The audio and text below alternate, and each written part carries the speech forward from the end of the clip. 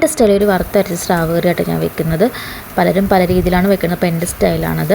അപ്പം ഞാനിത് ആദ്യം സ്രാവൊക്കെ നന്നായിട്ടൊന്ന് ഉപ്പിട്ട് തിരുമ്മി നന്നായിട്ടൊന്ന് വാഷ് ചെയ്തെടുത്ത് വെച്ചു. എന്നിട്ട് ഞാൻ കുറച്ച് തേങ്ങ, കുറച്ച് ഓയിൽ ഒഴിച്ചിട്ട് നന്നായിട്ടൊന്ന് ബ്രൗൺ കളർ ആവണ വരെ ഒന്ന് വറുത്തെടുത്തു. അതിലേക്ക് ഒന്ന് ബ്രൗൺ കളർ ആയി വന്ന ശേഷം അതിലേക്ക് ഞാൻ മഞ്ഞൾപ്പൊടി, മുളക് പൊടി, മല്ലിപ്പൊടി ഇതൊക്കെ ആവശ്യത്തിനാണ് ഞാൻ ഇട്ടിട്ടുള്ളത്. എന്നിട്ട് നന്നായിട്ടൊന്ന് ബ്രൗൺ കളർ ആവണ വരെ ഒന്ന് വറുത്തെടുത്തു.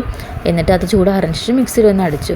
എന്നിട്ട് ചീനച്ചട്ടിയിലേക്ക് ഈ സ്രാവും അതുപോലെ തന്നെ വറുത്തരച്ച് വെച്ച് മിക്സിയിലടിച്ച തേങ്ങയും ഒപ്പം കുറച്ചും കൂടി വെള്ളം കൂടി ആഡ് ചെയ്തിട്ട് ഒഴിച്ചിട്ട് അതിലേക്ക് ഉപ്പും 2-3 കുടംപുളിയും ഇട്ടിട്ട് നന്നായിട്ടൊന്ന് വേവണ വരെ ഒരു 10-15 മിനിറ്റോളം ഞാൻ ഒന്ന് വേവിച്ചെടുത്തിട്ട് എന്നിട്ട് വേറൊരു ചട്ടിയിൽ നമ്മൾ കുറച്ച് സവാളയും വെളുത്തുള്ളിയും ഇഞ്ചിയും കറിവേപ്പിലയും വറുത്തിട്ടിട്ട് ഇതിലേക്ക് ഒഴിച്ചു.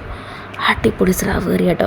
ഒരു 3 ദിവസം നമുക്ക് സുഖമായിട്ട് നമുക്ക് കൂട്ടാം. അടിപൊളിയായിരുന്നു കേട്ടോ. നല്ല കറിയായിരുന്നു.